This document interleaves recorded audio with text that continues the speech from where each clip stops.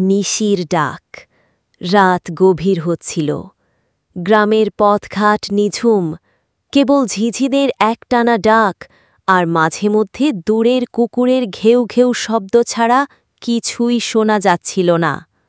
শীতের রাত, কুয়াশায় ঢাকা পথ। আলিমুদ্দিনের বাড়ি গ্রামের একেবারে শেষ প্রান্তে, পাশে শ্মশানঘাট আর তার পিছনে বাঁশঝাড়। এই জায়গাটা নিয়ে গ্রামে কত গল্প চলে। কেউ বলে রাতে শ্মশানে আগুন জ্বলে, কেউ বলে কান্নার শব্দ ভেসে আসে। আলিমুদ্দিন এসব গল্পে কান দিত না। তার বাপদাদার জমিজমা এখানেই, তাই এই বাড়ি ছেড়ে সে কোথাও যায়নি। সেদিন রাতে আলিমুদ্দিন দেরি করে ফিরেছিল। বাজার থেকে হেঁটে আসতে আসতে রাত 10টা বেজে গেছে। পথে লোকজন নেই, কেবল তার নিজের পায়ের শব্দ আর হাতের টর্চের মৃদু আলো। কুয়াশা এত ঘন যে টর্চের আলো 2 হাত দূরেও পৌঁছচ্ছিল না। হঠাৎ বাঁশঝাড়ের দিক থেকে একটা শব্দ ভেসে এলো। আলিমুদ্দিন। নরম, মিষ্টি, কিন্তু কেমন যেন অচেনা কণ্ঠ। আলিমুদ্দিন থমকে দাঁড়াল। তার হাতের টর্চটা কেঁপে উঠল। কে কে ডাকল? সে চারপাশে টর্চের আলো ফেলল, কিন্তু কুয়াশা ছাড়া কিছুই দেখা গেল না। মনে হল হয়তো কানের ভুল। সে আবার হাঁটতে শুরু করল।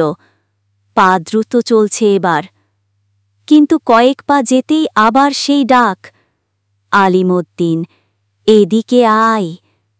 এবার শব্দটা আরও কাছে, যেন বাঁশঝাড়ির ভেতর থেকে। তার বুকের ভেতর ধুকপুক শুরু হল।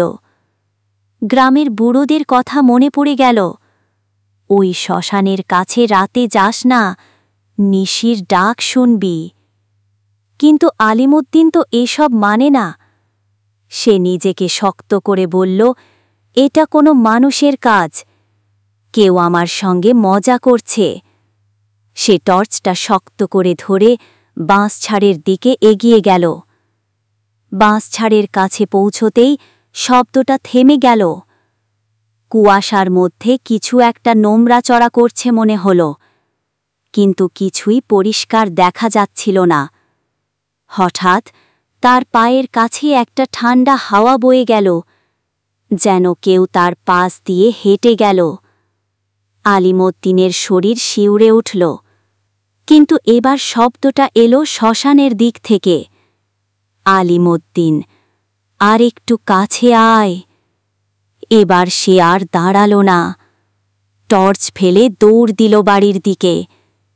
তার হৃৎপিণ্ড যেন বুক ফেটে বেরিয়ে আসবে। বাড়ির দরজায় পৌঁছে সে দরজা খুলে ভেতরে ঢুকে দম নিল।